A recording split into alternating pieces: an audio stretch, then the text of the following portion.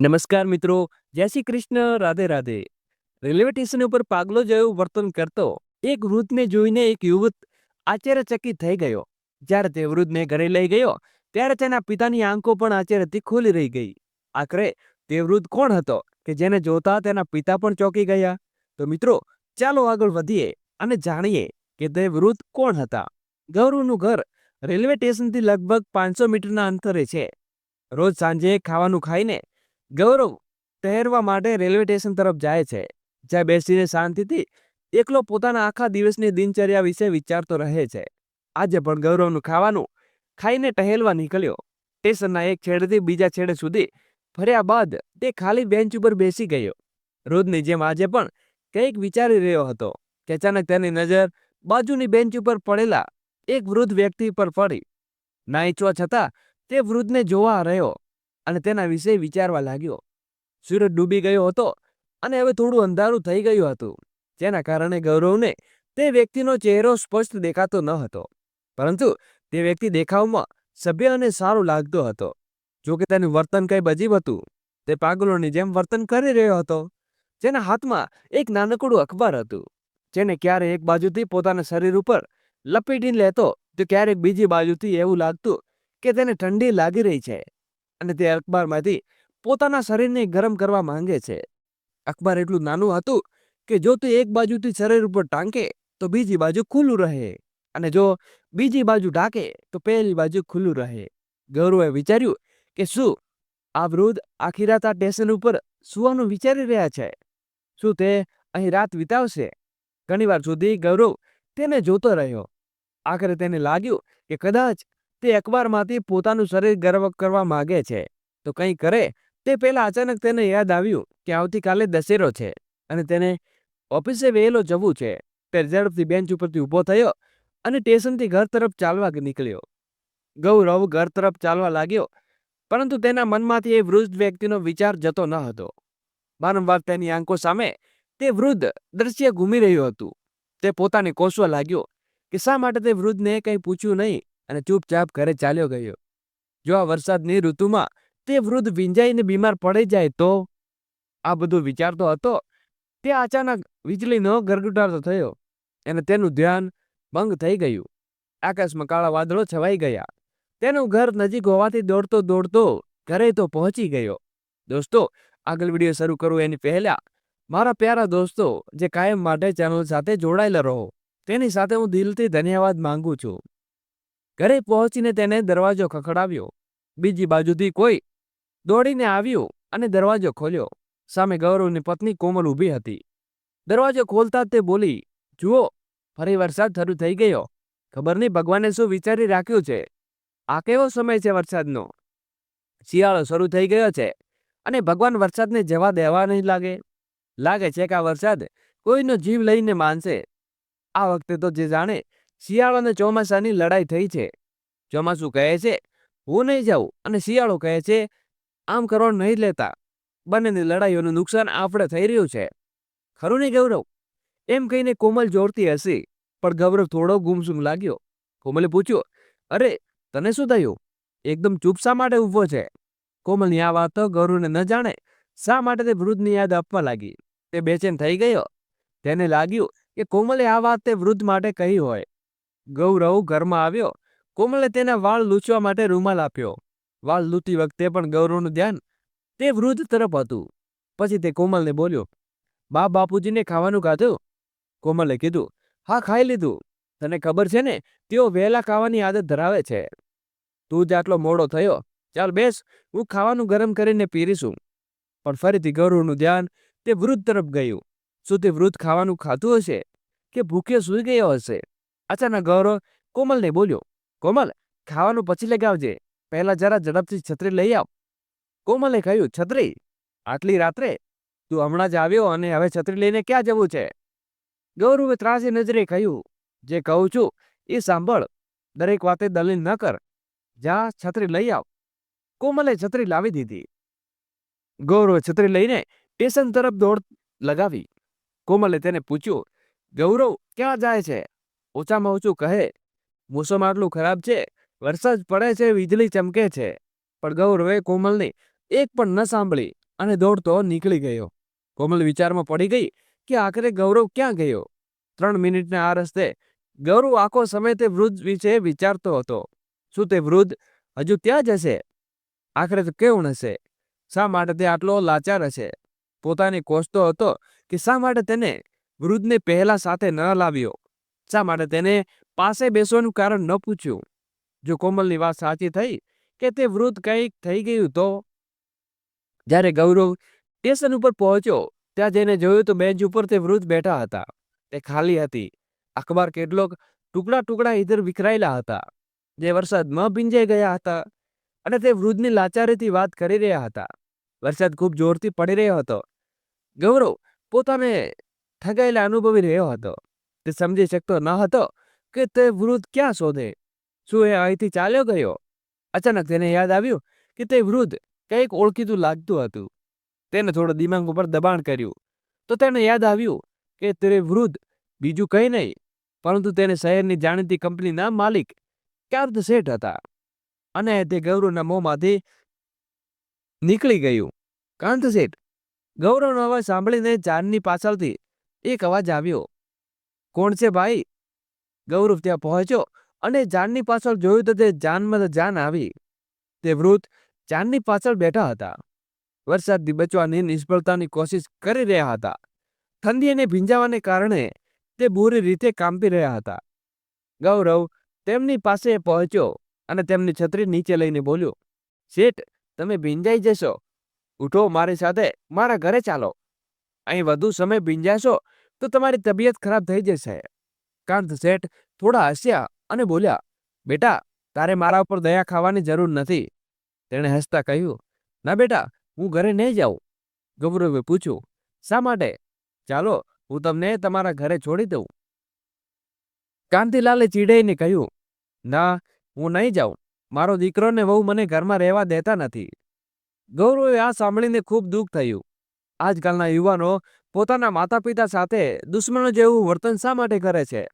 જે પિતાની આંગળી પકડીને ચાલતો શીખ્યું તેનો હાથ પકડીને તેને ઘરની બહાર કાઢી દે છે. કાંત શેઠ બોલ્યા, તું ઘરે જા બેટા. આ બૂટા માટે તું વરસાદમાં ભીંજાઈશ નહીં. હું ક્યાંય નહીં જાઉં. ગૌરવે કહ્યું, ઠીક છે, તમે મારા ઘરે નહીં આવતા માંગતા તો તમારા ઘરે જાઓ. અહીં બેસીને વરસાદમાં ભીંજાશો નહીં. કાંત શેઠે કહ્યું, ના, ઘરે જવું હોય તો હું અહીં શા માટે બેસતો હોત? ગૌરવે કહ્યું, નહીં જવું તો મારા ઘરે ચાલો, પણ અહીંથી ભીંજાશો નહીં. અને તમારે તમારા ઘર શા માટે નથી જવું? હું તમને ત્યાં છોડી દઈશ. કાંતા શેઠે કહ્યું, ન તો મારા તારા ઘરે જવું છે કે ન મારા ઘરે. એટલું કહીને તેઓ ફરી ઝાડની પાછળ નીચે બેસી ગયા અને ફાટેલા કાપડના ટુકડાઓથી મોં ઢાંકી લીધું. ગૌરવે ફરી કહ્યું, ચાલો કાંતા શેઠ, શા માટે વરસાદમાં ભીંજાઈ રહ્યા છો? નહીં જવું તો હું અહીંથી ઊભો રહીશ, ભલે હું પણ વરસાદમાં ભીંજાઈશ. કાંતા શેઠે કાગળનો ટુકડો મોં ઉપરથી ઢાંકીને આંખો બંધ કરી લીધી, જાણે તેમને કંઈ દેખાતું ન હોય. ખરેખર તેઓ જોવા માંગતા હતા કે ગૌરવ અહીં રોકાયો છે કે ચાલ્યો જાય છે. ગૌરવે પણ નક્કી કરી લીધું હતું કે તે હવે ઘરે જશે તો તેમને સાથે લઈ જશે. તે વરસાદમાં ભીંજાતો ઊભો રહ્યો. થોડી વાર પછી કાંતા શેઠે ત્રાસી નજરે જોયું તો ગૌરવ ત્યાં જ ઊભો હતો. બાર બાર તેમને ઘરે આવવા વિનંતી કરી રહ્યો હતો. ગૌરવની જીદ જોઈને કાંતા શેઠે તેમની સાથે જવા તૈયાર હતા. તેમને ઊભા થયા અને બોલ્યા, ઠીક છે, તું આટલી જીદ કરે છે તો હું તારા ઘરે આવું છું, પણ તું મારા માટે આટલું બધું શા માટે કરે છે? એ હું સમજી શકતો ન હતો. ગૌરવે કહ્યું, શેઠજી, હું તમને બધું જણાવીશ, ચિંતા શા માટે કરો છો? કાંત શેઠ ગૌરવ સાથે ઊભા થયા અને તેના ઘર તરફ ચાલવા લાગ્યા. રસ્તામાં બંને ચૂપ હતા. વરસાદમાં એક એક ટીપાનો અવાજ સ્પષ્ટ સંભળાતો હતો. આખરે કાંતા શેઠે ચૂસી તોડી અને બોલ્યા, તું કોણ છે ભાઈ? તું મને ઓળખે છે? ગૌરવે ખૂબ સહજતાથી જવાબ આપ્યો, મારું નામ ગૌરવ છે શેઠ. તમે માનો કે ન માનો, પણ તમારી કંપનીમાં મારા પિતાજીએ કામ કર્યું હતું. જો તમે મારા પિતાજીને અમારી કંપનીમાં કામ ન આપ્યું હોત તો આજે તેઓ અમારા માટે આટલું બધું ન કરી શક્યા હોત. હું પણ ભણી ગણી શક્યો ન હોત. આજે અમારી પાસે જે કંઈ છે તેમાં તમારો ખૂબ મોટો ફાળો છે. ગૌરવની વાત સાંભળીને કાંતા શેઠ જોરથી હસ્યા. પણ ગૌરવે તેમની સાથે આદરથી વાત કરી, જેનાથી કાંતા શેઠ અંદરથી પ્રભાવિત થયા. તેને ફરી પૂછ્યું, તારા ઘરમાં કોણ કોણ છે? ગૌરવે કહ્યું, મારી પત્ની છે, એક બાળક છે જેનું નામ ચોટુ છે, તે મારી સાથે રહે છે. કાંતા શેઠે પૂછ્યું, મા બાપ નથી? કમલ છે ને? તેણે પૂછ્યું, તેઓ મારી સાથે નહીં રહેતા. ગૌરવે કહ્યું, ના કાંતા શેઠના ચાલ્યા પગ ગુસ્સાથી થંભી ગયા. તેની આંખો લાલ થઈ ગઈ ને ફક્ત એટલું જ બોલ્યા, બેટા, મને દયા બતાવીને ઘરે લઈ જવાનું નાટક મારા ઉપર નહીં ચાલે. તને શું લાગ્યું છે? આ શેઠ છે, હું તેને ઘરે લઈ જઈશ, તેની સેવા કરીશ, મદદ કરીશ અને બદલામાં તે ખુશ થશે, શાબાશી આપશે અને ઇનામ પણ આપશે.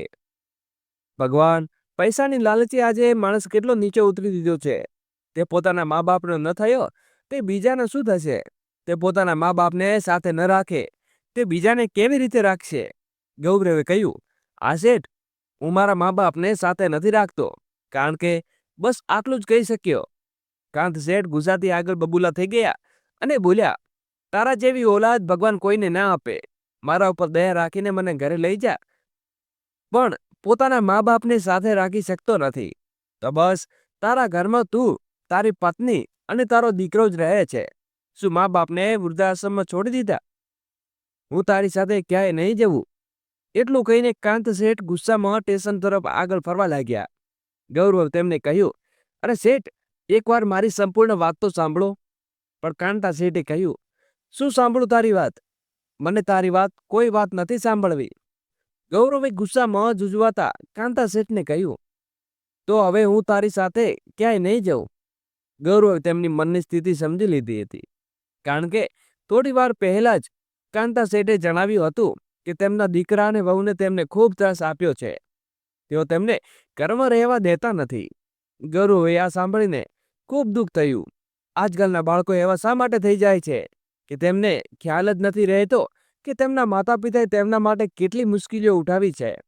પછી કેવી રીતે દીકરાઓ પોતાની પત્નીઓના આવ્યા બાદ તેમના માતા પિતા સાથે દુશ્મન જેવું વર્તન કરવા લાગે છે. જેમની આંગળીઓએ તેમને બાળપણમાં ચાલવા શીખવાડ્યું હોય. કાંતા શેઠના જોરદાર અવાજથી ગૌરવનું ધ્યાન તૂટ્યું. તેઓ ચીસો પાડી રહ્યા હતા. ગૌરવે તેમના ગુસ્સાનું કારણ સારી રીતે સમજી લીધું હતું. તે હંમેશા બોલ્યા, શેઠજી, મારી સંપૂર્ણ વાત તો સાંભળો. મા બાપ મારી સાથે એટલે નથી રહેતા કારણ કે વચ્ચે કાંતા શેઠ ફરી બોલી ઉઠ્યા, તારા મા બાપ અભણ છે, ગંવાર છે, ભણેલા નથી, તમને વાત કરવાની તમીજ નથી, અને તારી પત્ની ખૂબ ભણેલી છે, તેની સાથે તેમનો તાલમેલ બેસતો નહીં હોય. અરે, પત્નીને ખુશ રાખવા માટે તું તારા મા બાપને સાથે નથી રાખતો. એમ પણ જ્યારે મા બાપ વૃદ્ધ થઈ જાય છે તો તે તારા કોઈ કામના નથી રહેતા. મા બાપને સાથે ન રાખવા માટે તારા જેવા લોકો હજારો બહાના બનાવે છે. ગુસ્સાને કારણે કાંતા શેઠની મુઠ્ઠી બંધાઈ ગઈ હતી અને હાથ એકદમ પીસાયેલા હતા. ગૌરવ તેમને જોઈને થોડું હસીને બોલ્યો. ગૌરવ તેમને વચ્ચે રોકવું યોગ્ય ન સમજ્યું. હવે હસતા હસતા ગૌરવ બોલ્યો, શેઠજી, મારી સંપૂર્ણ વાત તો સાંભળો. તમે મારી વાત પૂરી સાંભળી જ નથી. તમે પૂછ્યું કે મારી સાથે કોણ કોણ રહે છે, તો મેં કહ્યું કે મારી પત્ની ને બાળક રહે છે. મા બાપ અમારી સાથે નથી રહેતા કારણ કે અમે તેમની સાથે રહીએ છીએ. મા બાપ માટે મારા માતા પિતા જ મારા માથાનો તાજ છે. જ્યારે કાંતા શેઠે ગૌરવની સંપૂર્ણ વાત સાંભળી ત્યારે તેમનો ગુસ્સો શાંત થયો. તેઓ થોડા નરમ પડ્યા અને બોલ્યા, વાહ બેટા વાહ, તે એટલી સારી વાત કહી કે મારું દિલ ખુશ થઈ ગયું. તે ખરેખર %1,00,000ની વાત કરી છે. હવે તો હું તારા ઘરે ખુશીથી આવીશ. તને મળીને મને વિશ્વાસ નહીં થતો કે કેટલા લોકોની આવી ઓલાદો પણ હોય છે. હવે તો મને તારા માતા પિતા સાથે મળવું છે. તેમને તને આટલા સારા સંસ્કાર આપ્યા છે. હું તમને મળવા ખૂબ ઉત્સુક છું. અને તારું ઘર કેટલું દૂર છે. જો મારો એક નાલાયક દીકરો છે, જ્યાંથી તેનું લગ્ન થયું તે પત્નીનો પડછાયો બનીને ફરે છે. મારા જ ઘરમાં મારું રહેવું દુર્લભ થઈ ગયું છે. ખાવા માટે રોટલી નથી, પીવા માટે પાણી નથી મળતું. બંને ઘર તરફ ચાલી રહ્યા હતા કે કાંતા શેઠની નજર એક ઘરની બહાર પડી. ત્યાં એક સ્ત્રી, એક નાનું બાળક અને 4 વૃદ્ધ આંગો કોઈની રાહ જોતા હતા. કાંતા શેઠે ગૌરવ તરફ જોઈને હસતા પૂછ્યું, લાગે છે કે તારું ઘર આવી ગયું. ગૌરવે કહ્યું, આ શેઠજી, આ મારું ઘર છે. ગૌરવને જોતા તેમની પત્ની કોમલ દોડતી તેની પાસે આવીને બોલી, તું ક્યાં ગયો હતો? હું પૂછતી હતી પણ તે કહ્યું નહીં. મોસમ આટલું ખરાબ છે, બહાર કેટલી ચિંતા થઈ રહી હતી. ગૌરવે કોમલને કહ્યું, બધું જણાવીશ તો ઘરે ચાલ. ઘરે જઈને તેને કાંતા શેઠનો પરિચય ઘરના બધા સભ્યો સાથે કરાવ્યો. કોમલે તેના પગે લાગીને આશીર્વાદ લીધા. પછી ગૌરવ બોલ્યો, આ મારા પિતાજી છે, આ મારા માતાજી છે, અને પિતાજી આ કાંતા શેઠ છે. તેમનો દીકરો અને વહુ તેમની સાથે ખૂબ અત્યાચાર કરે છે અને તેમને ઘરમાંથી કાઢી મૂક્યા છે. કાંતા શેઠની આવી સ્થિતિ જોઈને ગૌરવ પિતાને વિશ્વાસ ન થયો કે તે જ કાંતા શેઠ છે જેમની કંપનીમાંથી નોકરી કરીને તેમણે પોતાના પરિવારને આટલું સંભાળ્યું હતું. તેમની સ્થિતિ એટલી દમનીય હતી કે તેના કપડાં ફાટેલા હતા. તેમને જોઈને યકીન નહોતું થતું કે જેની પાસે કરોડોની કંપની છે, જે આજે આવી હાલતમાં છે. ગૌરવના પિતા મોહનભાઈ કાંતા શેઠની આવી સ્થિતિ જોઈને ખૂબ દુઃખી થતા અને ગુસ્સે પણ થતા. તેઓ બોલ્યા, કેવી નીચ ઓલાદ છે જેણે પોતાના પિતા સાથે આવું વર્તન કર્યું. આવી ઓલાદને જીવવાનો કોઈ અધિકાર નહીં હોવો જોઈએ. શેઠજી, તમે બિલકુલ ચિંતા ન કરો. પછી કોમલને બોલ્યા, કોમલ બેટા, જ્યાં મારી અલમારીમાંથી સારા કપડાં લઈ આવ અને શેઠજીને આપ. શેઠજી, તમે ભીંજાયેલા હશો, પહેલા કપડાં બદલો, પછી હું ખાવાનું બનાવડાવું છું. કોમલે ઝડપથી હળવું ખાવાનું બનાવી દીધું. કાંતા શેઠ નહાઈને આવ્યા. મોહનભાઈ સાથે બેસીને તેમણે પહેલા આદુની ચા પીધી અને પછી કોમલે બનાવીનું ખાવા ખાધું. તેઓ આંગળીઓ ચાટતા રહ્યા. ઘણા દિવસો બાદ તેમનું ઘરનું ખાવાનું આરામથી બેસીને ખાધું. કાંતા શેઠે કોમલને ઢગલા બંધ આશીર્વાદ આપ્યા. ગૌરવે કાંતા શેઠની ઘરે જઈને સત્ય જાણવાનું વિચાર્યું. તેમના દીકરા વહુ તેમની શાંતિથી રહેવા માટે શા માટે નથી દેતા? જોકે કાંતા શેઠે ગૌરવને મનાઈ કરી હતી કે તે ઘરે નથી જવું, પણ ગૌરવ ન માન્યો. 2-4 દિવસ પછી તે કાંતા શેઠના ઘરે પહોંચ્યો. ત્યાંનું દ્રશ્ય જોઈને તે ચોંકી ગયો. તે ઘર કોઈ રાજમહેલથી ઓછું ન હતું. ચારે બાજુ હરિયાળો બગીચો હતો. ગૌરવ તે ઘરને જોતો રહ્યો. ડરતા ડરતા તે અંદર પહોંચ્યો. ગેટ ઉપર સિક્યુરિટી ગાર્ડ તેને રોક્યો, પણ ઘણી બધી મિન્નતો કર્યા બાદ તેણે અંદર જવા દીધો. અંદર જતા ગૌરવે જોયું કે એક યુવતી ડાઇનિંગ ટેબલ ઉપર બેઠી છે અને એક વૃદ્ધ સ્ત્રીને પગ દબાવતી રહી છે. તે અંદર જવા જતો હતો, તેણે જોયું કે અચાનક તે યુવતી વૃદ્ધ સ્ત્રીને જોરથી લાત મારી અને તે પાછળ પડી ગઈ. ગૌરવે અંદર જોયું, યોગ્ય ન સમજ્યું. તે દરવાજાની પાછળ છુપાઈને અંદરનું દ્રશ્ય જોવા લાગ્યો. યુવતીની સામે તે વૃદ્ધ સ્ત્રી હાથ જોડીને ઊભી હતી. બેટા, જો તને ખાવાનું સારું ન લાગ્યું હોય તો હું ફરીથી બનાવી લાવું. યુવતીએ કહ્યું, ફરીથી લાવવું પડશે. એમ કહીને વૃદ્ધ સ્ત્રી હાથ પકડીને મરોડતા તેને રસોડામાં ગઈ. હું તને બનાવતા શીખવડાવું. આજકાલ તારું ધ્યાન કામમાં લાગે છે ક્યાં? ખબર નથી એ બુઢો ક્યાં ગયો. એકવાર મળે તો આ વખતે જીવતો ન છોડું. આખા શહેરમાં અમારી નાક કપાવે છે. આટલી સારી પ્રતિષ્ઠા છે, બધું માટીનું મેળવી દેશે. રસોડામાં તેને એક ભાગોમાં પાણી ઉકાળવા મૂક્યું અને વૃદ્ધ સ્ત્રીનો હાથ પકડીને ગરમ પાણીમાં નાખી દીધો. વૃદ્ધ સ્ત્રી રડી રહી હતી, પણ યુવતીને જરાય દયા ન આવી. હાથ બોળીને તે વૃદ્ધથી ધમકાવતી બોલી, આ પછી જ્યાં કઈ ઉલટું સીધું થયું તો હાથ જોઈ લે, બધું યાદ આવી જશે. એટલું કહીને તે ચાલી ગઈ. વૃદ્ધ સ્ત્રી પોતાના હાથ પકડીને ચીસો પાડીને રડવા લાગી. તેના હાથ પર મોટા મોટા ફોલ્લા પડી ગયા હતા. બિચારી લાચાર હતી. અચાનક તેને ખબર નહીં શું સૂઝ્યું. તે રસોડાની ડાબી બાજુના સ્ટોર રૂમમાં ગઈ અને એક ટોપલી લઈને બહાર નીકળી. ઇધર ઉધર જોતી ગેટ સુધી પહોંચવા જતી હતી કે યુવતીએ તેને ફરી રોકી. ક્યાં જાય છે? સંભળાતું નથી? એકવારમાં સમજાતું નથી લાગે છે કે તું આમ નહીં માને. એટલું કહીને યુવતી વૃદ્ધ સ્ત્રીને ખેંચીને અંદર લઈ ગઈ અને ખુરશી ઉપર બેસાડીને તેના હાથ પગ બાંધી દીધા. આ હાલત જોઈને ગૌરવની આંખોમાંથી આંસુ વહેવા લાગ્યા હતા. તેનું મન કરતું હતું કે હમણાં ત્યાં જઈને યુવતી સાથે એવું વર્તન કરે જેવું તે વૃદ્ધ સ્ત્રી સાથે કરી રહી હતી. તે વિચારી રહ્યો હતો કે કોઈ આટલો નિર્દોષી કેવી રીતે હોઈ શકે. પછી તેને લાગ્યું કે જો યુવતી તેના વિશે ખબર પડી જશે તો તે તેની સાથે પણ ન જાણે શું કરશે. તેથી ગૌરવ ચૂપચાપ બહાર નીકળી ગયો. ગૌરવ 2-4 દિવસ આસપાસ શોધખોળ કરી તે ઘરમાં કેવી રીતે ઘૂસી શકે તેને કાંતા શેઠની પત્નીને ત્યાંથી બચાવવી હતી. તેમની લાચાર સ્થિતિ ગૌરવને ગમતી ન હતી, પણ તે મજબૂર હતો. ઘણા દિવસથી તેની શોધખોળ બાદ તેને એક છુપાયેલો પાછલો દરવાજો મળ્યો, જેના દ્વાર તે ઘરમાં ઘૂસી શકે. ઈધર કાંતા શેઠની વહુ તેમની પત્નીને બાંધી રાખી ન હતી. ન ખાવાનું ન પીવાનું પાણી, બિચારી 24 કલાક બંધાયેલી રહેતી. આ દરમિયાન ગૌરવને કાંતા શેઠનો દીકરો એક દિવસ પણ દેખાયો નહીં. ગૌરવ આશ્ચર્યમાં હતો કે આખરે કાંતા શેઠનો દીકરો ક્યાં ગયો. આજે ગૌરવે કાંતા શેઠ અને પોતાના પિતા મોહનભાઈના પગે લાગીને આશીર્વાદ લીધા અને ઘરેથી નીકળ્યો. તેને પોતાના પિતા પોતાનો પ્લાન બનાવી સમજાવી દીધો હતો. પાછલા દરવાજાના સહારે ગૌરવ કોઈ રીતે ઘરમાં ઘૂસ્યો. ધીમે ધીમે તે વૃદ્ધ સ્ત્રી પાસે પહોંચ્યો અને તેની દોરીઓ ખોલી. વૃદ્ધ સ્ત્રી ગૌરવને જોઈને આશ્ચર્યમાં હતી.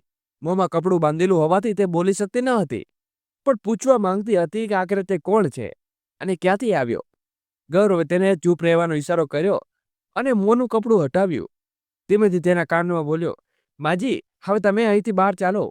કાંતા શેઠજી મારી સાથે છે અને તેઓ તમને હંમેશા યાદ કરે છે. બસ તમે કંઈ બોલશો નહીં, પ્લીઝ. જ્યાં હું ચાલું ત્યાં ધીમે ધીમે બિનવાજે ચાલો. ખરેખર ગૌરવ બારી પર છુપાઈને ઘણી વારથી જોઈ રહ્યો હતો કે ક્યારે તેને આ તક મળે. જેવી કાંતા શેઠની વહુ આરામ કરવા પોતાના રૂમમાં કહી, તેવી જ ગૌરવ પાછલા દરવાજેથી ઘરમાં ઘૂસ્યો.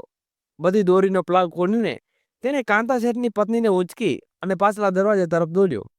ધીમે ધીમે ચાલવા છતાં કાંતા શેઠની પત્ની હાથમાંથી એક ગમલું નીચે પડ્યું અને અવાજ થયો. અવાજના કારણે તેમની વહુ રૂમમાંથી બહાર આવી. તેણે ગૌરવને જોયો નહીં, કારણ કે તે બહાર નીકળી પહેલા ગૌરવ કાંતા શેઠની પત્નીને લઈને નીકળી ગયો હતો. પણ જ્યારે તેની ખુરશી ખાલી જોઈ તો તેને હોબાળો મચાવ્યો. તે ઘરમાંથી દોડીને બહાર આવી અને આસપાસ શોધવા લાગી, પણ ગૌરવ કાંતા શેઠની પત્નીને લઈને નીકળી ગયો હતો.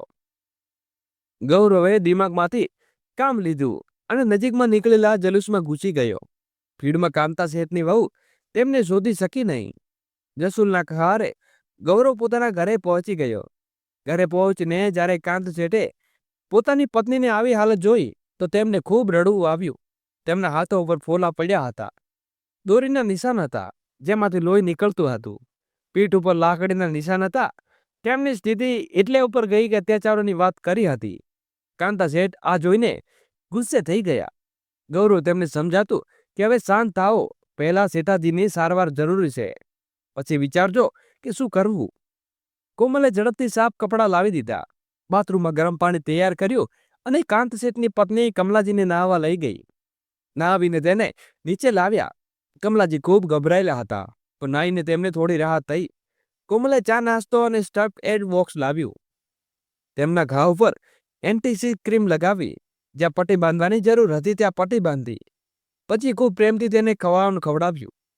કાંતા શેઠ પોતાની પત્નીની આવી હાલત જોઈને ખૂબ પરેશાન હતા, પણ પોતાને શાંત રાખતા બોલ્યા, શું થયું કમલા? શા માટે ગુમસુમ છે? મારી યાદમાં આ હાલત બનાવી દીધી કે દીકરા વહુએ વધારે લાડ પ્યારથી આપ્યો?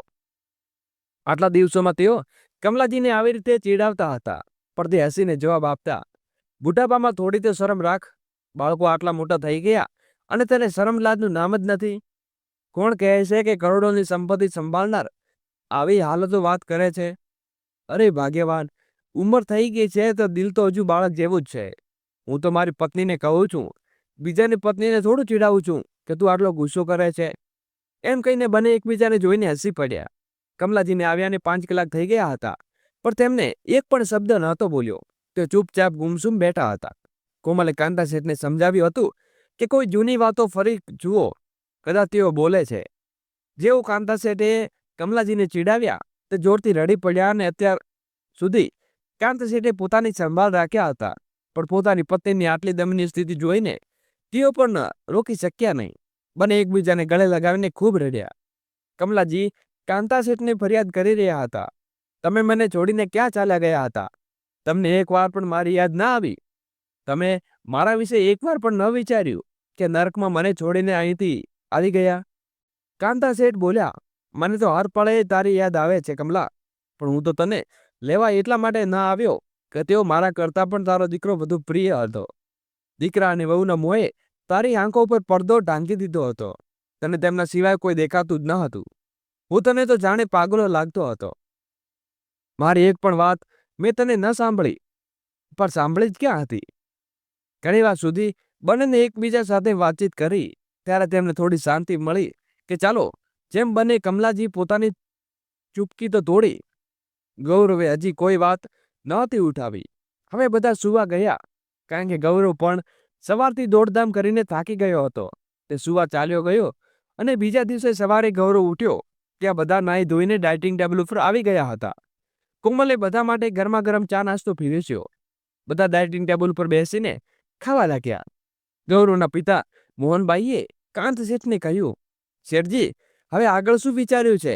તમારા બાળકોને તમારી સાથે જે કર્યું તેની તેને સજા આપવા માંગશો કે તેમને માફ કરશો?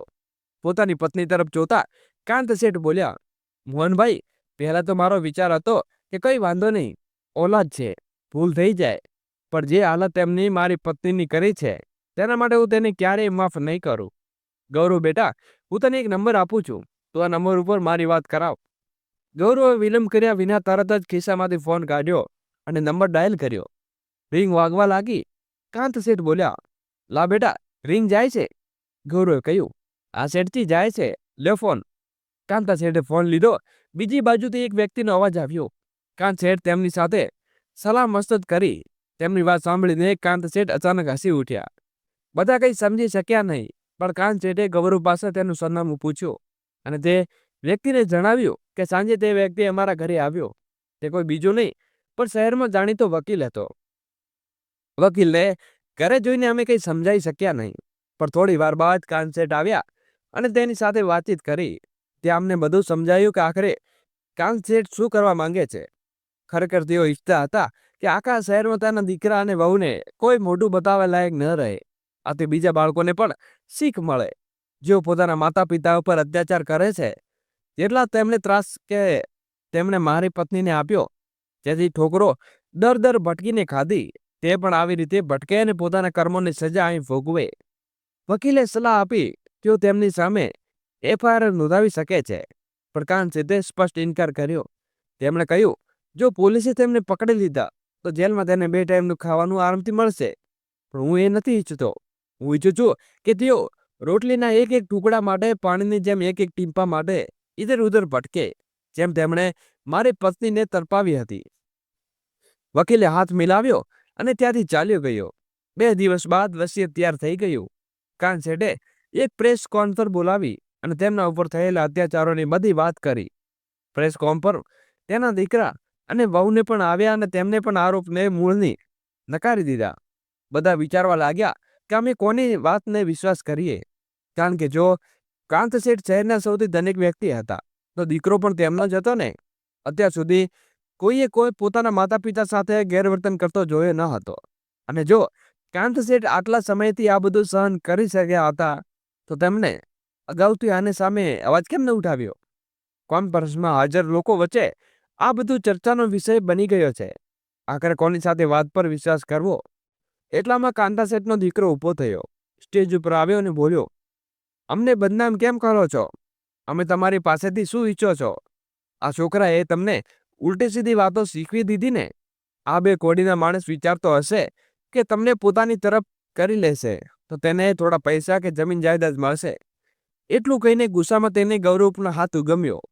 કાંત શેઠે ગુસ્સામાં તેનો હાથ પકડી લીધો અને બોલ્યા, ખબરદાર, જો તેને સામે એક પણ શબ્દ બોલ્યો તો.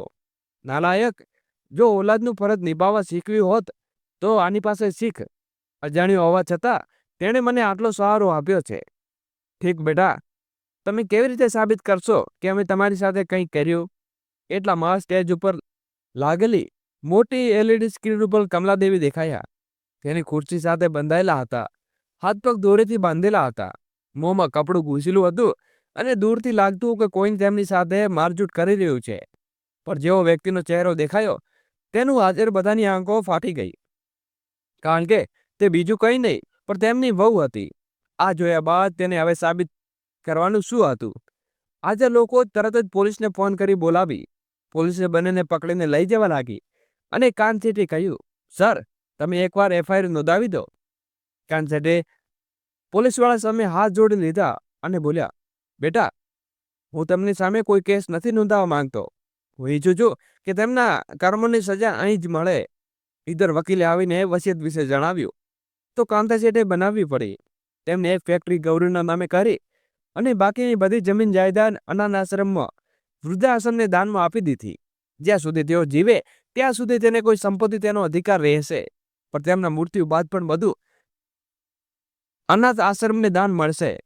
પોલીસ ત્યાંથી ચાલી ગયો, પણ હાજર બધા લોકો કાન શેઠના દીકરા અને વહુને દ્રોણા નજરે જોવા લાગ્યા. જ્યારે તેમના દીકરા વહુને અંદાજ આવી ગયો હતો કે આગળ શું થવાનું છે, ત્યારે તેમના માતા પિતા સામે હાથ જોડીને માફી માંગવા લાગ્યા હતા. પ્રેસ કોન્ફરન્સમાં હાજર લોકોએ કાંતા શેઠને સ્પષ્ટ ના પાડી કે આવી ઓલાદને બિલકુલ માફ ન કરવી જોઈએ. બધાના મનમાં તેની સામે ખૂબ નફરત ભરાઈ ગઈ હતી. આજ તેઓ કાંતા શેઠ ઈચ્છો હતા કે ગૌરવે બધાની સામે કાંતા શેઠના હાથ જોડ્યા અને બોલ્યા, માફ કરશો શેઠજી, ફેક્ટરીમાં લાલચમાં મેં કંઈ નથી કર્યું, મને ફેક્ટરી નથી જોઈતી. ગૌરવે ફેક્ટરી પોતાના નામે કરવાની સ્પષ્ટ ના પાડી. તેમને હાથ જોડીને કહ્યું, જો તમે ઈચ્છો તો મને પગાર ઉપર તમારું કામ જોવા માટે રાખી લો, પણ મને તમારી એક પણ કોટી મફતમાં નથી જોતી. તમે મારી પાસે અહીં ખુરશી ઉપર રહી શકો છો, મને આનો કોઈ વાંધો નથી. જેમ મારા મા બાપ મારી સાથે રહે છે તેમ તમે પણ રહો. તમે પણ મારા મા બાપ જેવા જ છો. ગૌરવની વાત સાંભળીને કાંતા શેઠ ભાવુક થઈ ગયા અને તેમને ગળે લગાવ્યો. હાજર બધા લોકો ગૌરવની ખૂબ પ્રભાવિત થયા અને તેમની ખૂબ પ્રશંસા કરી. એટલામાં એક વ્યક્તિએ પૂછો બેઠો, આ જે વિડીયો ચાલ્યો છે તે ક્યાંનો ચાલ્યો? બધા લોકો જાણવા ઈચ્છતા હતા. ગૌરવે બધાને જણાવ્યું કે જ્યારે હું કમલાજીને બચાવવા તેના ઘરે ગયો હતો ત્યારે મેં આ રેકોર્ડ કર્યું હતું. બધા લોકો તેની સૂઝબૂછથી ખૂબ ખુશ થયા અને બધા એક છત ઉપર નીચે આરામથી દીકરો ને વહુનો ઘર વિના ગયા તેની પાસે ન રહેવા છતાં ખાવા માટે ખાવાનું, નોકરી માટે ક્યારેય જાય તો બીજા ધક્કારીને ભગાડી દેતા હતા. તો આજે તેમને તેના કર્મોની સજા મળી ગઈ હતી, તો તેઓ એક એક ટુકડા માટે મોહતાજ કરી રહ્યા છે. માતા પિતા સાથે અત્યાચારો તેમણે કર્યા જેનો હિસાબ તેમને અહીં ચૂકવવો પડી રહ્યો છે. તો મિત્રો, તમને આ વાર્તા કેવી લાગી જરા કમેન્ટ કરીને જરૂરથી જણાવજો. અને ચેનલ સાથે છેલ્લા સુધી નિહાળવા બદલ ખૂબ ખૂબ હૃદયથી આભાર. તો ફરી મળીશું નવી વાર્તા સાથે. ત્યાં સુધી બધાને જય શ્રી કૃષ્ણ, રાધે રાધે.